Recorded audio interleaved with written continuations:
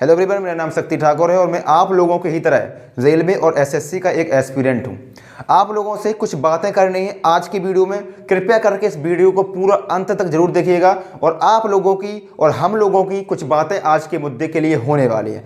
आप सभी जानते हैं कि अभी आपके रेलवे के एग्जाम चल रहे हैं। रेलवे एएलपी का आज आपका एग्जाम स्टार्ट हुआ था और पहला दिन था आज आपका रेलवे के एग्जाम करवाने का। एएलपी का आपका पहला एग्जाम था, ठीक है। फर्स्ट शिफ्ट में आपका पेपर होता है, उसके बाद सेकंड शिफ्ट का भी एग्जाम होता है। उन सभी पर हम लोग बात करेंगे।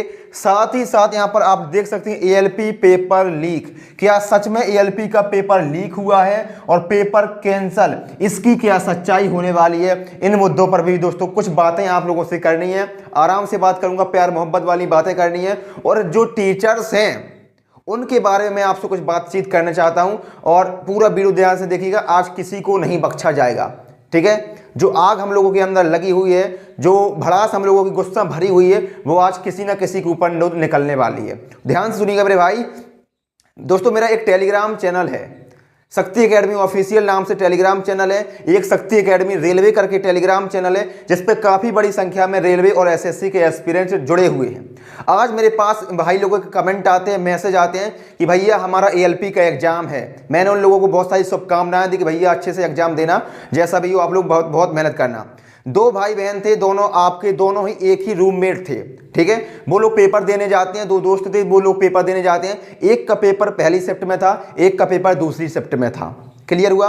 अब मेरे भाई जिसका पहली शिफ्ट में था उसने भी बराबर मेहनत की है और जिसका दूसरी शिफ्ट में था उसने भी बराबर मेहनत की है पेपर के लिए। दोनों ही बहुत मेहनती हैं, दोनों ने पूरी भरपूर मेहनत की है। लेकिन होता क्या है, जब पहली शिफ्ट का पेपर होता है तो उसके पास तो पता नहीं होता है कि भैया पेपर कैसा आएगा। नया माहौल होता है, नया पैटर्न होता है, उसको कुछ भी आइडिया नहीं होता है कि पेपर में पूछा क्या जाएगा। सिलेबस तो सबको पता है, लेकिन एग्जाम का पैटर्न जिस प्रकार से टीसीएस पे एग्जाम करवाती है, हर साल आपका जो आपका पैटर्न चेंज होता है, उस प्रकार से जो नया वाला अभ्यर्थी था आपका जो शिफ्ट पहली शिफ्ट वाला था, उसको कुछ भी अंदाजा नहीं होता है भैया कि क्या होने वाला, कैसा पेपर आएगा। नया माहौल होता है, डर का माहौल होता है। लेकिन जैसे ही पहली शिफ्ट का पेपर खत्म होता है मेरे भाई, लोग बाहर निकलते हैं तो तमाम प्रकार के न्यूज़ चैनल वाले तो कम बोलूंगा मेरे भाई, लेकिन जो आजकल ये टीचर्स बन गए हैं, जो अपने आप को बहुत बड़ा ज्ञाता मानते हैं, बहुत बड़े टीचर्स मानते हैं, वो खुद उनके टीम वाले वहां पर पहुंच जाएंगे। भैया कैसा पेपर आया था, भैया कौन कौन से प्रश्न आए थे, भैया के मुंह में माइक डाल देंगे, भैया बिल्कुल बता दो आप कैसे प्रश्न आए थे, कहां से पढ़े थे भैया, कौन सी किताब से पढ़े थे भैया। मतलब बच्चा पेपर दे के आया है, उसको सांस भी नहीं लेने देंगे और तमाम प्रकार के प्रश्न उससे पूछ डालेंगे, ठीक है। उससे इतना तक पूछ लेंगे कि भैया जो 25 क्वेश्चन आए थे मैथ के या 25 क्वेश्चन जो साइंस के आए थे, वो कौन कौन से प्रश्न थे, कौन कौन से प्रश्न थे, पूरा डेटा नोट कर लेंगे और 5 मिनट के अंदर अंदर यूट्यूब पर आ जाएंगे भैया, भौकाल मचा देंगे, लाइव आ जाएंगे। देखिए ऐसे 25 प्रश्न आपके पेपर में पूछे गए थे, इस यहीं से जो 25 प्रश्न आपको फिर से पूछ जाएंगे। अब लोग क्या करें, जिसका शिफ्ट सेकंड में पेपर है वो तो भाई देखेगा, उसको तो मसाला मिल रहा है, उसको तो पता चलेगा कि भैया ऐसा पेपर आ रहा है, फलाने सर आए हैं, फलाने एकेडमी वाले हैं, फलाने ये हैं, तुरंत आ जाएंगे भैया, देख लेंगे 25 क्वेश्चन मैथ की बन रहे हैं।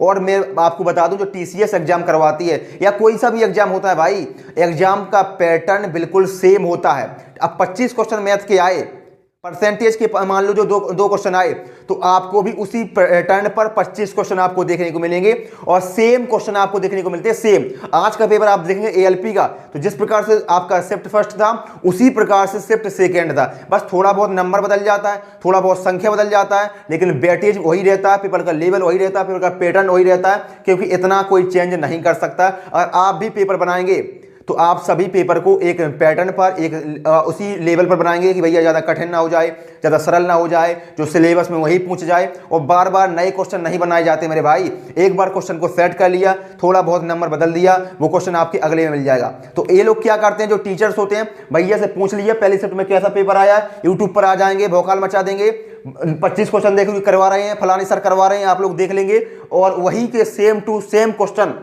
थोड़ा बहुत संख्या आपको आगे पीछे देखने को मिलेगी और वही सेम क्वेश्चन आपको देखने को मिल जाएंगे अगली शिफ्ट में। नुकसान किसका है? नुकसान हमारा है।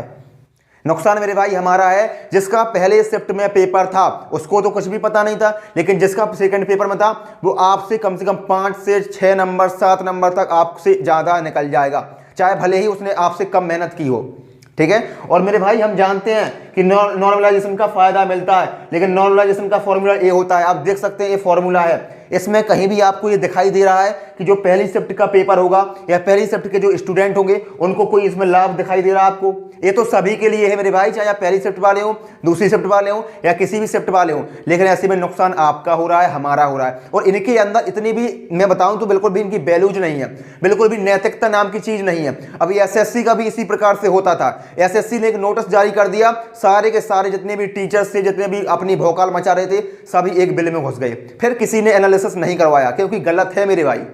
ठीक है, आपको एनालिसिस करवाना है, पूरे सभी शिफ्ट खत्म हो जाने दीजिए, सभी पेपर खत्म हो जाने दीजिए, फिर आप तसल्ली से आइए, फिर आप यूट्यूब पर आइए और बताइए कि भैया फलाने फलाने एग्जाम में ऐसे ऐसे प्रश्न पूछे गए थे, आप देख लो, जिससे आपको अगली साल आपको यहाँ पर लाभ मिल जाए। भैया ऐसे ऐसे क्वेश्चन आते हैं, लेकिन पेपर को खत्म हुए भाई 2 मिनट नहीं होते हैं और आप यूट्यूब पर आ जाते हैं व्यूज के लिए। आप जानते हैं कि भैया अभी लड़के एक्टिव हैं, अभी आएंगे, देखेंगे, और मान लीजिए 2 लाख लोग पेपर दे रहे हैं, 2 लाख तो व्यूज आ नहीं जाएंगे आपके 10 मिनट के अंदर अंदर। 2 लाख में से मान लीजिए 20,000 30,000 लोगों ने आपका वीडियो देख लिया, तो 20-30,000 का तो भला हो गया। लेकिन जो लोग नहीं देख पा रहे उनका क्या होगा? आज से 5-7 साल पहले जब भैया social media, YouTube, Telegram, Instagram कुछ नहीं चलता था, क्या तब लोग पेपर नहीं देते थे? तब पास नहीं होते थे, लेकिन तब इस प्रकार की जो नौटंकीबाज नहीं होते थे। क्योंकि अगर आप पेपर दे रहे हैं मेरे भाई, तो पेपर को पूरा होने दीजिए, फिर आप इस प्रकार के एनालिसिस करवाइए। हो सकता है किसी दिन आपका पहली शिफ्ट में पेपर पड़ जाए, फिर आपके साथ भी यही होगा।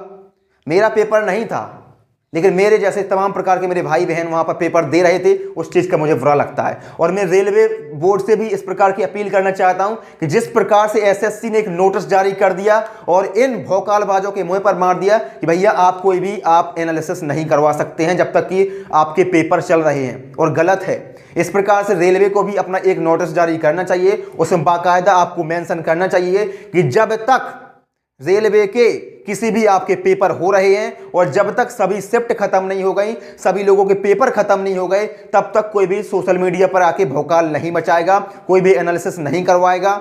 ठीक है, क्योंकि नुकसान होता है मेरे भाई। जो पढ़ने वाला होता है या ना भी पढ़ने वाला होता है, उसको पहली शिफ्ट में मिल जाएगा, और जो दूसरे हैं उनको अगर दूसरी तीसरी शिफ्ट में मिल जाएगा तो उसको एक आइडिया लग जाएगा कि भैया ऐसे ऐसे पेपर आ रहे हैं, इनको पढ़ लो, फलाने सर ने करवाए हैं। विश्वास आपका होता ही है, फलाने बहुत लोग आपको फॉलो करते हैं, बहुत लोग आपसे जुड़े हुए हैं, बस व्यूज भी आप लोग को आते हैं। और उसी वीडियो में जिसमें आप भौकाल मचा रहे हैं, एनालिसिस करवा रहे हैं, उसी में भैया मेरी इस किताब को ले लेना, मेरे इस बैच को ले लेना, कंप्लीट तैयारी करनी तो यहाँ पर आ जाना, ए वाले प्लेटफॉर्म पर जुड़ जाना, इसको ऐप को डाउनलोड कर लेना, उसको डाउनलोड कर लेना, बस। तो भैया अगर आपके अंदर नैतिकता है, आप मुझसे बहुत बड़े बड़े हैं, बहुत बड़े बड़े लोग बैठे हुए हैं यूट्यूब के माध्यम से, मैं तो मामूली से एक छोटा सा आप लोगों का भाई हूं, आप लोगों का दोस्त हूं, एक अपना तैयारी करता हूं, छोटा सा स्टूडेंट हूं।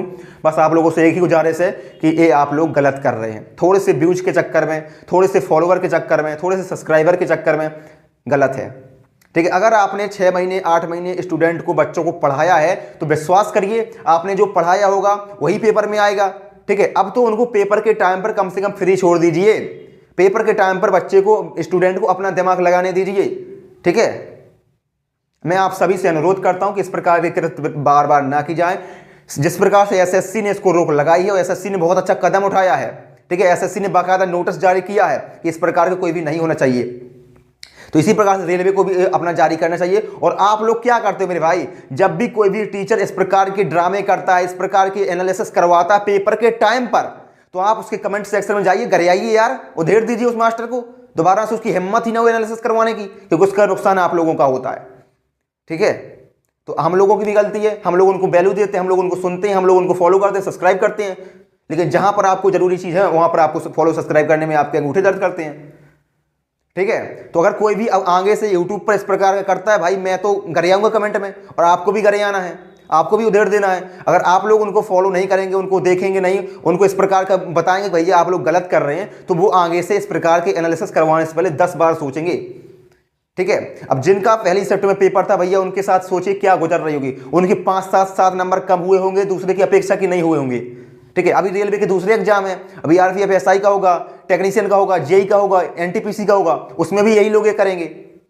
ठीक है, तो जरूरी नहीं है कि आपने इस पेपर को दिया हो, लेकिन जरूरी ये है कि जो चीज गलत है उसका विरोध करिए। मैं सभी टीचर्स की बहुत इज्जत करता हूँ, बहुत सम्मान करता हूँ, सभी से पढ़ता भी हूँ, सभी की बातें भी सुनता हूँ, लेकिन जो चीज़ गलत है उसके खिलाफ पूरी ताकत से उसका विरोध करिए, क्योंकि हमसे ये लोग हैं, ना कि इनसे हम लोग। ये बात आपके दिमाग में समझ में आनी चाहिए। अगर हम लोग इनसे जुड़े हैं, हम लोग इनको फॉलो करते हैं, इनके बैच परचेस करते हैं, इनसे पढ़ते हैं, तो हमसे ये लोग बने हुए हैं, ना कि उनसे। समझ गए। अब बात करते हैं पेपर कैंसल। तो पेपर लीक तो आपके इस प्रकार से होता है कि भैया एनालिसिस करवाओगे तो पेपर तो लीक आपका होगा ही होगा, और कोई एक टीचर नहीं करवाता है। जितने भी बड़े बड़े प्लेटफॉर्म है, 13 मिलियन, 14 मिलियन, 7 मिलियन, 8 मिलियन, सभी लोग लगे हुए हैं इस काम में। तो सभी लोग ध्यान से सुन लो, जो इस चीज को आप लोग अब दोबारा से फॉलो मत करिएगा। अब बात करते हैं पेपर कैंसल। मेरे भाई बिल्कुल सही, पेपर भी कैंसल हुआ है, पेपर भी कैंसल हुआ है। और टीसीएस आपका पेपर करवाती है। टीसीएस कोई छोटी मोटी कंपनी नहीं है, रतन टाटा सर की कंपनी है, बहुत मानी भाई कंपनी है, उस पर कोई भी दाग धब्बा नहीं लगा हुआ है, लेकिन कुछ कुछ जगह पर दाग धब्बा लगता जा रहा है। और आज ऐसा ही एक कांड और हुआ, और वो होता है आपका ION आरा बिहार में। आरा बिहार में मेरे भाई एक ऐसा आपका सेंटर था ION करके, वहां पर जो पहली शिफ्ट का पेपर था, पहली शिफ्ट का जो पेपर था, एक बिल्डिंग में आपका हो रहा, तो वहां पर दो आपकी थे, फर्स्ट फ्लोर एवं सेकंड फ्लोर। सेकंड फ्लोर वाले सभी बच्चों की छुट्टी हो जाती है, वो लोग टाइम हो जाता है, पेपर जमा हो जाता है, पेपर सबमिट हो जाता है, वो लोग नीचे आ जाते हैं। लेकिन जो नीचे वाले बैठे थे फर्स्ट फ्लोर में, वो बराबर 2-3 घंटे एक्स्ट्रा तक बैठे रहते हैं। इस वजह से वहां पर बवाल मचता है, बड़ी संख्या में मीडिया वाले पहुंचते हैं, लोग विरोध करते हैं, स्टूडेंट विरोध करते हैं, और तब जाके रेलवे एक नोटिस जारी करता है कि भैया ION आरा बिहार का जो सेकंड शिफ्ट वाला पेपर था उसको रद्द किया जाता है। ठीक है, तो सेकंड शिफ्ट वाला पेपर आपका रद्द हो चुका है, लेकिन सभी का रद्द नहीं हुआ है, सिर्फ एक ही सेंटर का हुआ है, और वो है आपका ION आरा बिहार। तो बिहार वाले भाई इस प्रकार के काम मत करिए कि आपकी किसी भी हरकत की वजह से आपका स्टेट, आपका प्रदेश बदनाम हो। ठीक है, तो इस प्रकार का काम आपको बिल्कुल भी नहीं करना है। अब मैंने आपको बता दिया कि पेपर भी कैंसिल हुआ है यहाँ पर, और बकाया पेपर लीक की खबर है, वो आपके लिए इस प्रकार की एनालिसिस करवाएंगे तो पेपर लीक होगा, नुकसान हमारा होगा।